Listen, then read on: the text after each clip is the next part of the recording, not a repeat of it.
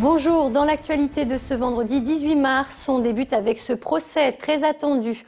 3 hommes comparaissent à partir d'aujourd'hui devant la cour d'assises du Rhône pour le braquage raté du magasin Carrefour de Vaux-en-Velin. Les faits se sont déroulés en juin 2006, un braquage qui s'était suivi d'une course-poursuite au cours de laquelle un bébé avait été pris en otage. Pour faire un point sur cette première matinée d'audience, retrouvons en direct depuis la cour d'assises Éléonore Blagden et Lionel Laval. Tout commence le soir du 24 juin 2006 sur le parking du supermarché Carrefour de Vaux-en-Velin. C'est là que Michel et sa fille, âgée de 4 mois, sont pris en otage dans leur véhicule par 2 jeunes de Vaux-en-Velin venus braquer le supermarché. S'ensuit alors une folle course-poursuite qui les mènera jusqu'à Villeurbanne. Stoppé par la police, l'un des braqueurs s'enfuit à pied, tenant contre lui le cosy dans lequel se trouve le bébé. Un des policiers lui tire dessus, blessant la petite fille à la jambe et au bras. Une 3e balle tuera Fedlaoui presque sur le coup. C'est donc seul Kamel Boudra qui comparaît ce matin devant la cour d'assises accompagné de 2 complices. Un procès qui a débuté dans une ambiance tendue.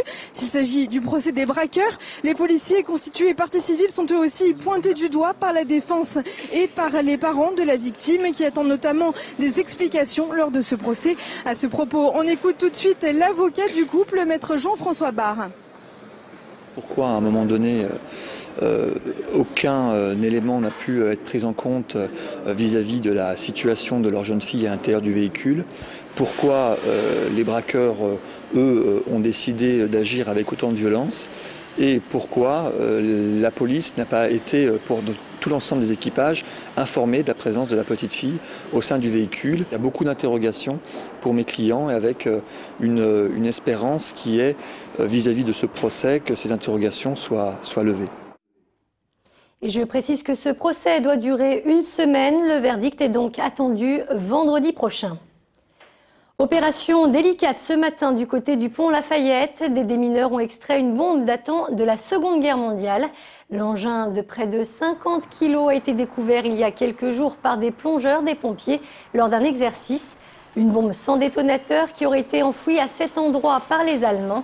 Particulièrement bien conservée, la bombe devrait être acheminée jusqu'au camp militaire de la Valbonne où elle sera détruite. On est au moment où les troupes alliées montent le Rhône, où les Allemands vont se retirer, tout début de septembre 1944, et ils se retirent et ils font sauter les ponts pour enrayer la montée ennemie pour eux. Et surtout, il y a un souvenir pour les Lyonnais de l'époque, c'est que les vitres des quartiers autour, les vitraux de certaines églises, la grande verrière de la salle Molière, tout cela s'écroule. Petit rappel, ce dimanche aura lieu le premier tour des élections cantonales. La moitié des sièges au Conseil général sera renouvelée, soit 27 cantons au total. Sachez que les bureaux de vote ouvriront de 8h à 18h dans la plupart des communes. Petite exception pour Lyon et Villeurbanne où la fermeture est repoussée à 20h. Effacer la déception de l'élimination en Ligue des Champions, c'est l'objectif des Lyonnais. Face à Rennes demain à Gerland, les hommes de Claude Puel ont une belle occasion de se racheter. Une victoire qui les rapprocherait un peu plus encore du titre. Émilie Deschamps. Maintenant, c'est priorité au championnat. Il va falloir qu'on batte Rennes parce que c'est un concurrent direct. Je pense que Lyon va manifester cette défaite par une très très bonne fin de saison. Oui, c'est la dernière compétition qui nous reste, donc il faut la jouer à fond et la gagner. Éliminé de toutes les coupes, l'OL ne peut compter désormais que sur le championnat pour sauver sa saison. Et la Ligue 1 risque bien d'être relancée. Lyon, Marseille et Paris, délestés de Coupe d'Europe, vont jeter leur dernière force dans la bataille pour le titre. C'est à ce moment clé de la saison que Rennes, le 2e, se présentera samedi à Gerland.